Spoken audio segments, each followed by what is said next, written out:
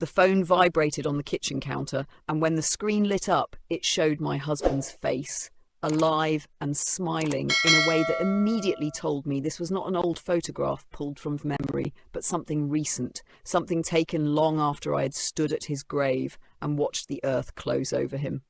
For several seconds, I couldn't move at all, one hand still wet from washing dishes, the other gripping a towel I didn't remember picking up, while the kitchen remained unbearably ordinary, filled with morning light and familiar sounds that made what I was seeing feel even more unreal. The phone wasn't mine, and I knew that instinctively from the unfamiliar case and the way it lay near the edge of the counter, exactly where my daughter-in-law must have placed it without thinking before she left less than 20 minutes earlier. The screen lit up again, and beneath my husband's photo appeared a short, intimate message stamped with that morning's date, Tuesday again, same time, I'm counting the minutes, and in that instant my knees gave out. I dropped into the chair by the table, the one my husband had built decades earlier with his own hands, while my heart pounded so loudly I could feel it in my throat, every beat echoing the same impossible truth. My husband had been dead for 5 years, and I had lived every one of those years believing I had already endured the worst thing a marriage could do to a woman. I had signed hospital papers, folded his clothes, buried his body, and learned how to exist in the quiet he left behind, telling myself grief was the final chapter. And yet there he was, alive on my daughter-in-law's phone, smiling at another woman like death had never happened at all. My hands shook as I picked up the phone, which felt warm and unsettlingly alive, and when the screen unlocked easily, I felt another blow as I recognized the passcode immediately. It was my grandson's birthday, a detail so intimate and careless it somehow hurt as much as everything else combined. The message thread opened, and it didn't begin recently, forcing me to scroll slowly at first as Tuesdays appeared again and again with cruel consistency. Weeks turned into months, months into years. Familiar excuses surfaced in casual lines about errands and afternoons I had never questioned because trust had taught me not to. Then I reached the photos and something inside me went completely quiet as I saw my husband standing too close to my daughter-in-law, her head tilted toward his shoulder, my barn visible behind them. My porch, my home, places where I'd been present and absent at the same time, laughing in another room, or sleeping behind another door, unaware. I didn't scream or cry because shock, when it is deep enough, makes no sound at all and simply changes the shape of everything around it. I sat there for a long time holding that phone, understanding with brutal clarity that my grief had been built on an incomplete story and that I had mourned a man I did not fully know. My name is Mary, and I'm telling this story because earlier this week I received a letter from an anonymous viewer who trusted me with her truth because she could no longer carry it alone. She didn't ask for advice or forgiveness, only that the truth be told, exactly as it unfolded, because silence had begun to feel heavier than exposure. She wrote that seeing her dead husband alive on her daughter-in-law's phone was the moment her life split in two, forcing memories to rearrange themselves without mercy. And this story begins there, with a woman in her kitchen holding her daughter-in-law's phone, staring at the face of a man she had buried, realizing that death had not ended his secrets, only delayed them. She wrote that after that moment, time stopped behaving the way it used to, not racing or slowing dramatically, but settling into a strange, alert stillness, the kind you feel when you know something dangerous is nearby, and every sense sharpens without your permission. I sat there with my daughter-in-law's phone in my hands long after the vibration finally stopped, long after the screen went dark again, because moving felt like a decision that would permanently divide my life into before and after, and I wasn't ready to choose which side of that line I was standing on.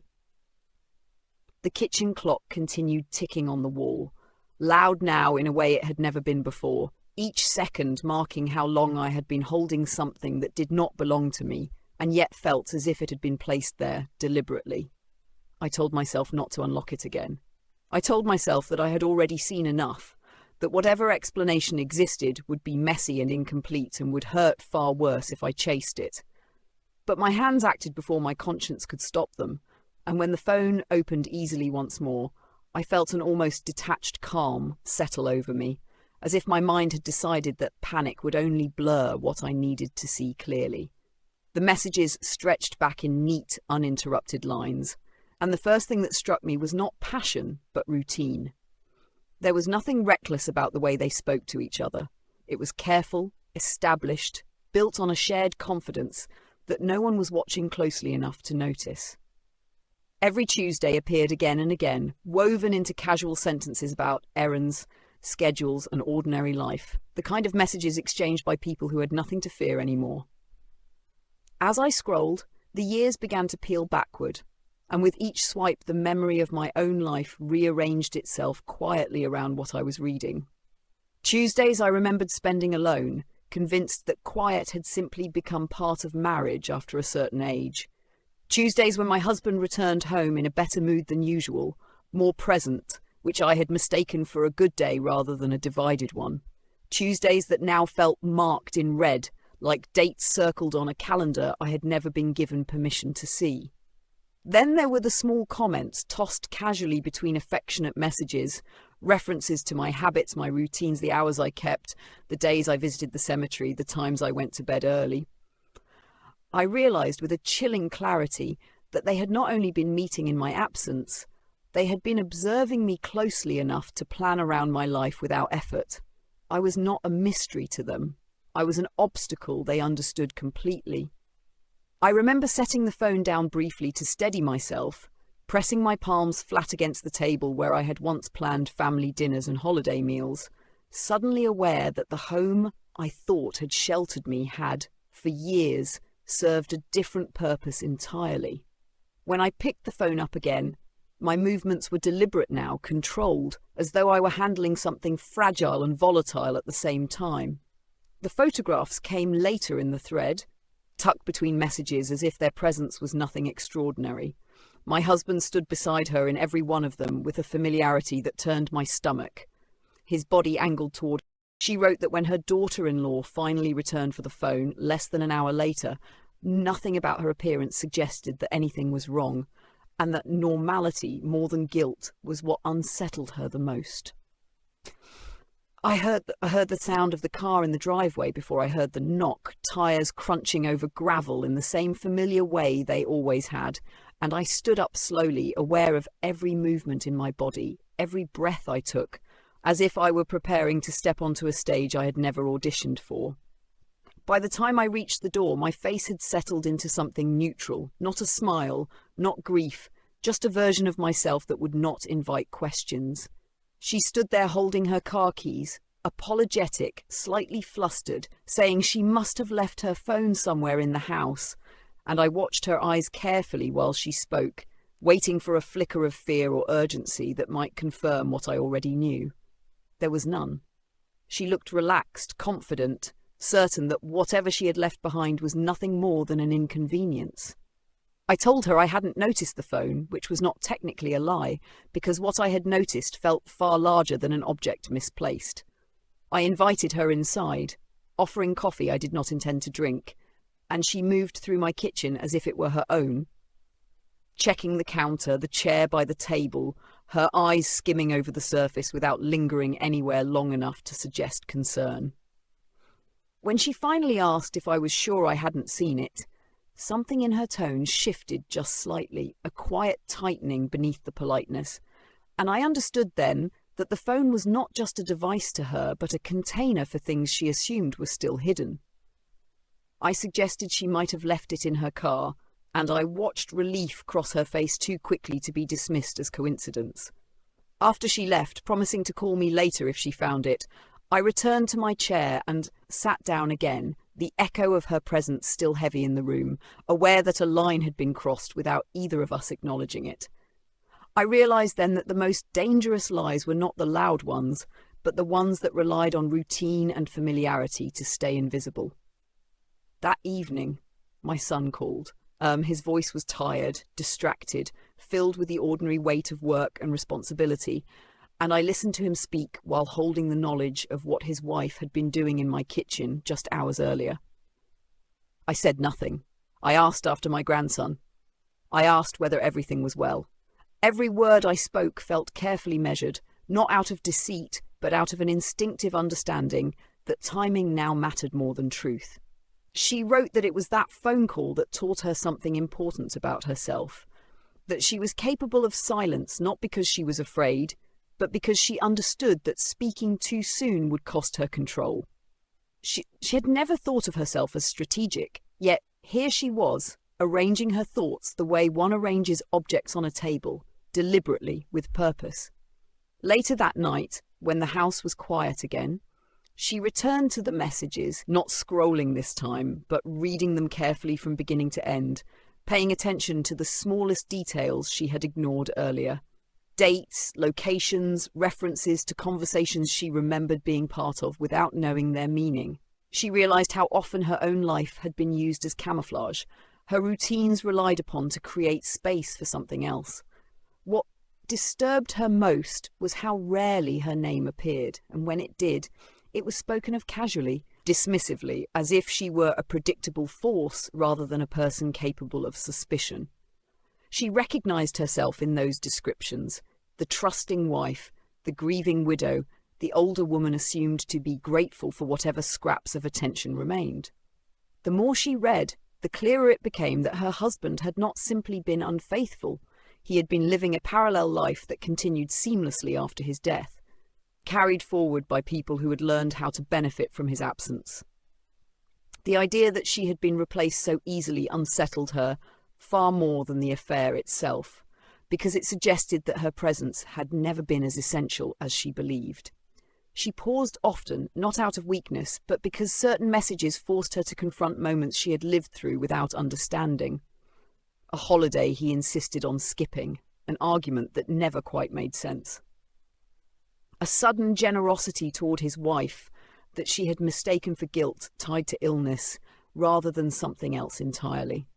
As midnight approached, she felt exhaustion settle into her bones, not the kind that comes from physical labor, but the deep mental fatigue of someone who has been forced to reevaluate an entire life in a single day. She placed the phone aside, aware that continuing to read would not give her answers so much as deepen wounds that were still opening. She slept poorly that night, drifting between half-consciousness and sudden waking, images from the messages threading through her dreams, not as scenes but as sensations, the sense of being watched, maneuvered around, quietly underestimated. When morning came, it arrived without relief, carrying with it the knowledge that nothing she had learned would dissolve with daylight. The next day, she began to notice things she might once have ignored. Her daughter-in-law's schedule. The way Tuesdays were still treated as fixed points rather than flexible days. Subtle absences explained too quickly. Familiar lies repeated with such confidence they had clearly been rehearsed. She wrote that this was when her grief finally shifted shape, becoming something sharper and more focused, no longer a mourning of loss, but an awareness of deception. She did not know yet what she would do, or whether she would do anything at all. But she understood that pretending ignorance was no longer an option, because the knowledge itself had changed how she moved through the world. What frightened her was not the prospect of confrontation, but the realization that revealing the truth would not restore what had been taken. Nothing she uncovered would give her husband back, would protect her son, or would erase the years she had already lived inside a lie. Truth, she understood now, was not a cure, only a reckoning. By the end of that second day, she accepted something quietly, without ceremony, that she would never again see her family the way she once had. Whatever path she chose, whatever silence or exposure followed, the version of them she had loved had already been altered beyond repair. She ended that part of her letter by saying that this was the moment she stopped waiting for answers to appear on their own and began preparing herself for the consequences of uncovering them, because knowing the truth meant nothing unless she was prepared to live with what it demanded. She wrote that the third morning after discovering the messages was the first time she woke up without immediately reaching for denial, and that frightened her more than anything else because it meant the truth had settled into her body quietly, like something permanent. I woke before dawn, lying still in the bed I had shared with my husband for decades, listening to the house breathe around me, every familiar sound suddenly layered with a new meaning.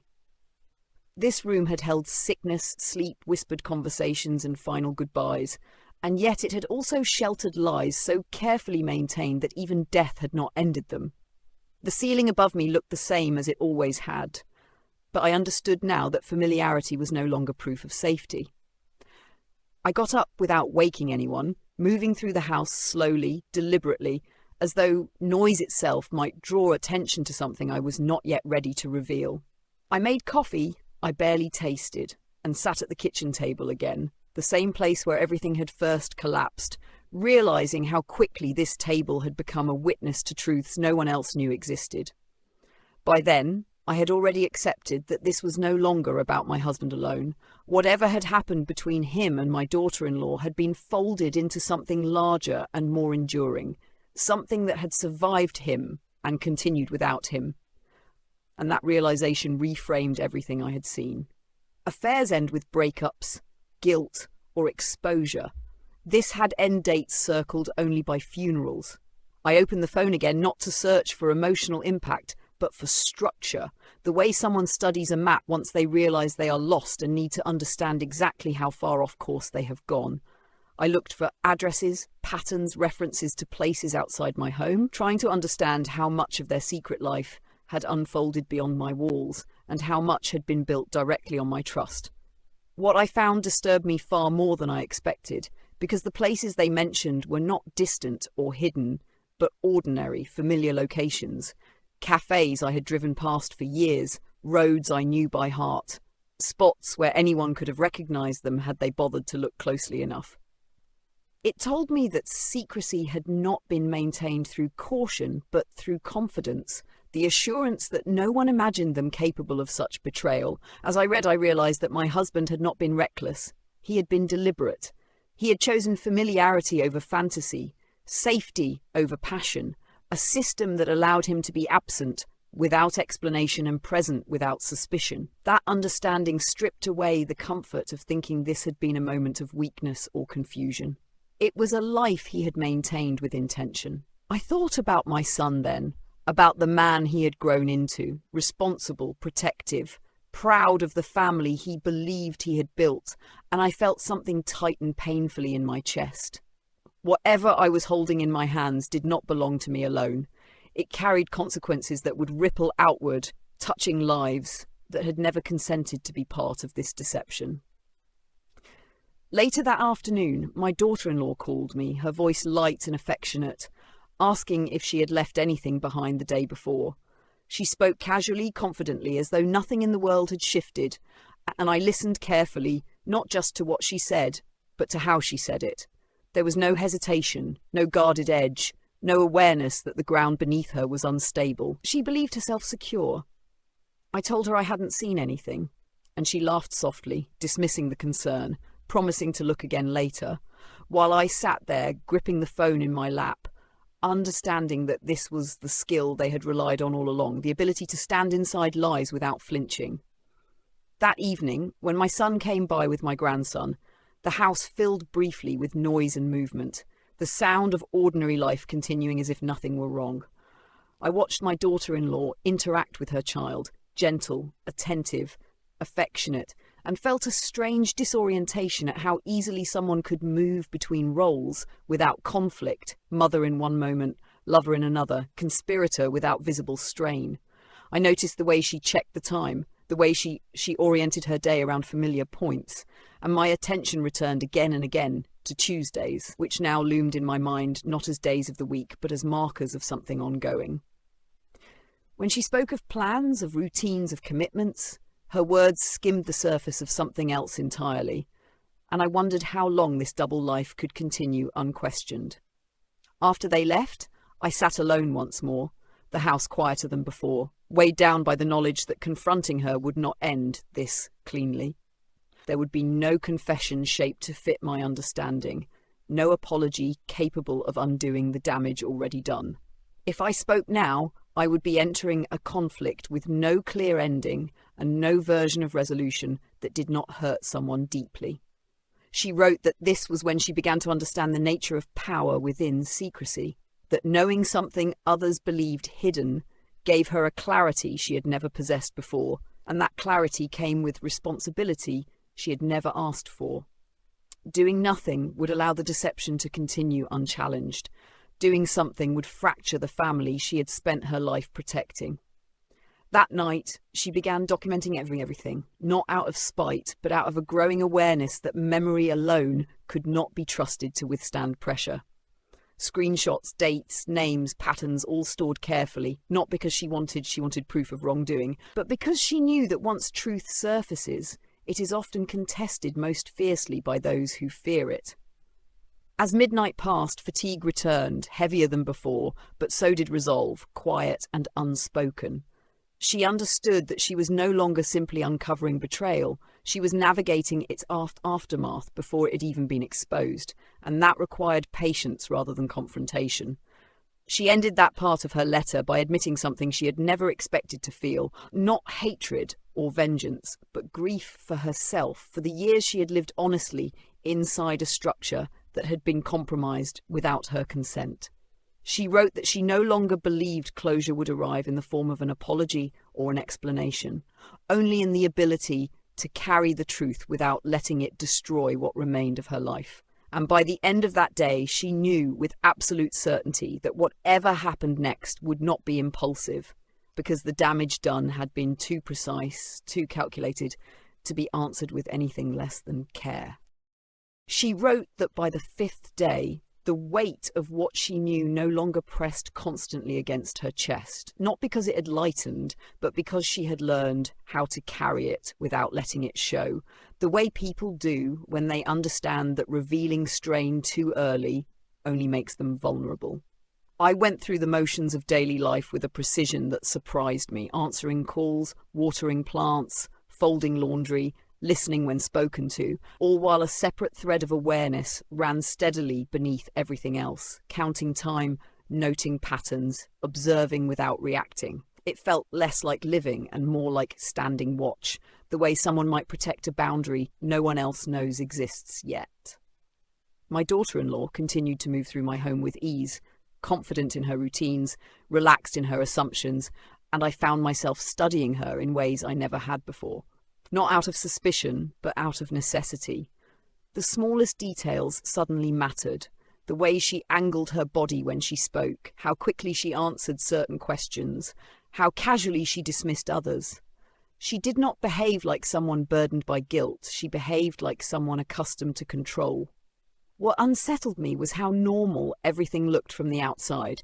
If I hadn't read the messages myself, if I hadn't seen my husband's face smiling from her phone, I would have believed this was the same family life we had always lived. The familiarity of it all made the deception feel more deliberate, more deeply rooted than a secret sustained by fear. That afternoon, I found myself alone in the house again, the quiet stretching longer than usual, and I returned to the records I had saved, reviewing them with a sharper eye than before. I began laying out timelines, matching dates to real events, holidays, doctor visits, weeks my husband had claimed exhaustion, moments that had once seemed insignificant but now revealed subtle coordination. The affair had not existed in isolation. It had been woven seamlessly into the fabric of our lives. As I traced the overlap between messages and memory, something darker began to emerge, not explicitly stated, but implied in the confidence of their words after my husband's death. There was an assumption embedded in their tone, an expectation that his absence had created opportunity rather than consequence, that whatever had sustained their secrecy was not fragile enough to collapse on its own. I thought then about loyalty, not in the romantic sense, but as a structural force, something that holds families together through hardship, illness, aging, disappointment. Loyalty requires effort, restraint, and a willingness to act against immediate desire. And what I saw in those messages was a complete absence of that restraint, not impulsive, but rehearsed. It was then that I understood this was not a story that would end with exposure and apology, because those outcomes belong to people who still fear moral consequence. The people whose words I was reading had already decided where their loyalties lay, and that knowledge changed the nature of every decision I would make next. In the days that followed, I tested silence the way one tests a fragile surface, carefully, aware of how easily it could break. I asked neutral questions. I listened more than I spoke. I paid attention not just to answers, but to what was avoided, what was redirected, what never rose naturally into conversation. Silence, I learned, does not mean passivity. It is often the most revealing pressure a person can apply. My son remained unaware, moving through his days with a confidence that came from believing he understood the structure of his life. Watching him was its own form of pain, not explosive but sharp in small, repeated moments. I knew that once the truth reached him, it would not simply hurt. It would rearrange his understanding of his marriage, his father, and the years he believed were solid. One evening, my daughter-in-law mentioned plans for the following Tuesday, referencing them casually as though they were settled, unquestioned, and in that instant I felt something shift decisively inside me. She did not know that Tuesday was no longer invisible to me. She did not know that I had begun mapping my world around it as carefully as she had. She wrote that this was when patience stopped feeling like waiting and began to feel like preparation, because observing without acting had given her something far more valuable than confrontation ever could. She understood now who assumed control, who depended on secrecy, and who believed themselves untouchable. Late that night, unable to sleep, she found herself thinking not about revenge or justice, but about containment, about how truth, once released, does not discriminate between the guilty and the innocent. She wondered what would happen to her grandson, how a child absorbs the fracture of adults whose choices were never his burden to carry. She wondered what form protection could take without becoming manipulation itself. She began considering outcomes she had never imagined before, not dramatic scenes or accusations, but quiet, strategic decisions that would shape what came next, long before words were spoken aloud. She recognized that revealing everything at once would give away the only advantage she had, the element of surprise, and that advantage once lost could not be recovered. Toward the end of that week, she had a moment of unexpected clarity, not about what she would do, but about what she would not do. She would not beg for explanations that were already visible. She would not accept rewritten versions of events designed to lessen responsibility. She would not allow anyone to suggest that her trust had been weakness rather than decency. She wrote that this realization brought her a strange sense of steadiness, the kind that comes not from resolution, but from alignment, from understanding where you stand, even if the ground around you remains uncertain. By the time the week ended, she knew this story was no longer solely about betrayal, but about who would control the narrative of what had happened. And she understood that once narratives are contested, the quietest person in the room is often the one who has prepared the most. She wrote that the following Tuesday arrived with an almost physical weight, not dramatic or overwhelming, but dense, like a storm cloud that refuses to move. And by the time she woke that morning, she already knew the day would not end the way it began, even if nothing outward appeared to change. I moved through the early hours carefully, maintaining the same rhythms I always had, making breakfast, wiping the counter, checking the mail, answering a brief call from my son about errands he planned to run later in the day, while beneath every ordinary action ran an awareness sharp enough to sting. I knew where my daughter-in-law would be by mid-afternoon. I knew the excuse she would use. I knew how confidently she would deliver it. And knowing all of this without anyone suspecting, I did felt like holding something both powerful and corrosive at the same time. When she arrived late that morning with my grandson, she kissed my cheek as usual, smiling warmly, thanking me again for always being willing to help. And I returned the gesture without hesitation, because I understood now that emotion, when controlled, can pass unnoticed even at close range. Watching her gather her things an hour later, checking the time casually, I heard the faint click of inevitability settle into place. When she said she had plans that afternoon, I nodded, said nothing, and felt the final confirmation fall quietly into my chest. She left, and the house grew still again, the silence taking on a quality that felt almost attentive. I did not follow her. I did not call anyone. I sat down at the same kitchen table and waited, not for her return, but for time to reveal what it always does when watched closely enough. Waiting, I learned, is not the absence of action. It is action restrained with intention. As the afternoon stretched on, messages arrived on my phone from friends, from neighbours, from people who had no idea that the ground beneath my family was shifting, and I answered them when necessary, careful not to isolate myself in ways that would later appear suspicious. I understood now that isolation can be used against you, turned into evidence of instability, and I was determined not to give anyone that leverage. She wrote that it was during those hours that she finally accepted something she had been resisting since the beginning, that whatever had been happening between her husband and her daughter-in-law had not relied on secrecy alone, but on the assumption that she would always prioritize harmony over suspicion. That assumption had protected them, and now, quietly, it no longer applied. When evening came and my son returned, asking casually if his wife had been by, I answered truthfully, saying she'd stopped in briefly and then headed out, and I watched his face for reaction. There was none. He trusted her. He trusted the structure of his life. And I understood then that breaking that trust would not be a single moment, but a process that would reverberate far beyond any conversation we might one day have. After dinner, when the house settled into its nighttime quiet again, I returned to the records I had saved, not because I needed more proof, but because I needed perspective. Patterns only reveal their full meaning once you can see them as a whole, and by then the shape was unmistakable. This was not opportunistic betrayal. It was methodical. It was sustained, and it had adapted seamlessly after my husband's death. The realization that someone else had stepped into his place without hesitation forced me to confront a possibility I had avoided until then, that whatever connection had existed was not dependent on him alone, and that the loyalty between them may have predated what I already knew. The idea unsettled me deeply, not because I could prove it yet, but because it fit too easily with everything I had seen. She wrote that this was the moment she understood confronting her daughter-in-law privately would accomplish nothing. Confessions are only meaningful when the person offering them still believes in the value of truth. What she was dealing with was not shame, but calculation, and calculation responds only to consequence.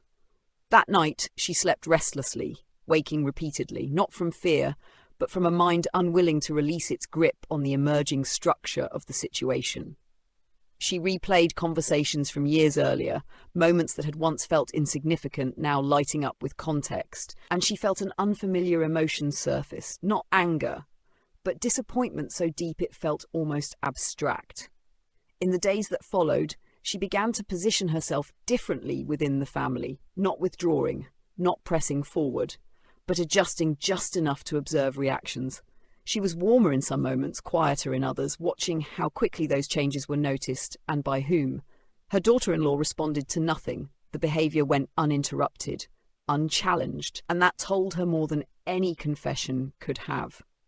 She began to notice how quickly narratives formed in conversations, how often assumptions were made about her emotional state, about her reliability, about her capacity to notice changes. She recognized these assumptions as habits built over years, habits that had allowed others to move freely around her without fear of scrutiny. By the end of that week, she accepted something she had not allowed herself to name before. That protection might require exposure. But exposure without preparation would harm the wrong people. And until she could control the terms under which the truth surfaced, silence remained her only shield. She wrote that this was when she stopped asking herself whether she should say something and began asking when to whom and under what conditions the truth could be told without being dismissed or reshaped. Those questions did not have immediate answers, but asking them changed her posture from reactive to deliberate, and that shift alone gave her a sense of footing she had not felt since the moment she first saw her husband's face on that phone. By the time the next weekend arrived, she no longer felt suspended in uncertainty. She felt engaged in a process that, while incomplete, was moving steadily forward, and she knew with a quiet certainty that the most dangerous period had passed, not because the threat was gone, but because she was no longer unprepared. She ended that part of her letter with a simple admission that she did not know yet who would ultimately be hurt the most by the truth, but she knew she would never again confuse patience with weakness, and that knowledge, once learned, could not be taken from her. She wrote that the moment finally came not with drama, not with shouting or tears, but with a sentence spoken too casually in the wrong place by someone who believed themselves completely safe. It happened on an ordinary afternoon, the kind that leaves no mark on memory unless something breaks inside it. My daughter-in-law was in the kitchen with me again, leaning against the counter, talking about schedules, about errands, about how exhausting life had become lately. And then she mentioned Tuesday as if it were immovable, as if the world itself had been arranged around it, and something in her tone crossed a line she didn't know existed. She spoke with certainty, not explanation, not asking, assuming. In that moment, I understood that waiting had reached its limit, not because I was angry, but because something essential had shifted. Silence had protected me until now, but it no longer served the people it was meant to shield. It had begun to enable what I could no longer allow to continue unchallenged. I didn't confront her then. I didn't ask questions or raise my voice. I simply watched her leave, listening to the sound of her car pulling away. And I knew with quiet certainty that this chapter of waiting had closed. The truth would come next, and it would arrive deliberately, not explosively. That evening I called my son and asked him to come by alone. I told him there was something about his father I needed to talk to him about, something I hadn't known how to say before. Even as the words left my mouth, I felt the weight of what was coming settle into place, because there are no gentle ways to dismantle illusions built over a lifetime. When he arrived, he looked concerned but calm, still believing that whatever waited for him could be understood within the boundaries of reason. We sat at the table where so many ordinary conversations had taken place, and for several moments I said nothing at all, watching him, thinking of the child he had once been, of the man he had become, and of what the truth would cost him. I told him what I had seen. I showed him the messages, the photos, the dates. I did not speculate. I did not accuse. I let the evidence speak for itself, because by then I understood that truth needs no embellishment to wound. He did not react the way people imagine betrayal should look. There was no shouting, no immediate anger, only a stillness that frightened me more than any outburst could have.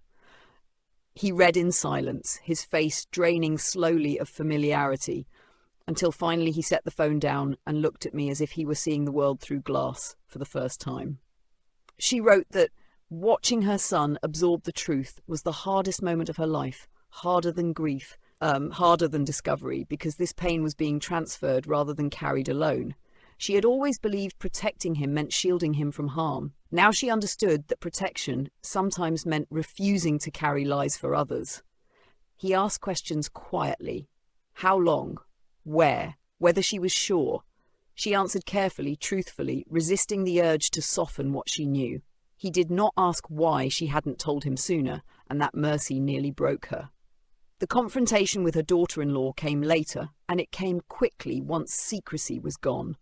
There were denials at first, then reinterpretations, then anger, then tears that felt rehearsed rather than spontaneous. But the evidence did not bend, no matter how the story was reshaped around it. She did not stay to listen to explanations. She did not argue over versions of events or motives. By then, the meaning of what had happened was already clear, and further conversation would only have been an attempt to renegotiate responsibility. The aftermath was not clean. Families do not fracture neatly, and consequences do not arrive wrapped in justice. There were lawyers, conversations interrupted by grief and rage, a child who did not understand why familiar routines suddenly disappeared, an absence where a marriage had once existed. She wrote that what surprised her most was not how much was lost, but how much clarity remained once denial was gone. Grief returned, yes, but it was no longer confused. It had edges now. It made sense. She did not forgive quickly, and she did not promise that she ever would. Forgiveness, she wrote, is not something owed simply because time passes. It is something that may or may not arrive, and it cannot be demanded by people who benefited from betrayal. The house grew quieter over time. Some names were spoken less often. Some memories were left untouched. Life continued, altered but intact enough to sustain itself. She ended her letter by saying this was the truth she had carried alone for too long, and that giving it voice did not heal everything, but it stopped the past from continuing to control the present. She wrote one final line, simple and devastating, and it is the line I have not stopped thinking about since I read her words. I didn't lose my husband when he died. I lost him when I finally understood who he had been. End. Thank you for listening to this story, and thank you for staying until the very end.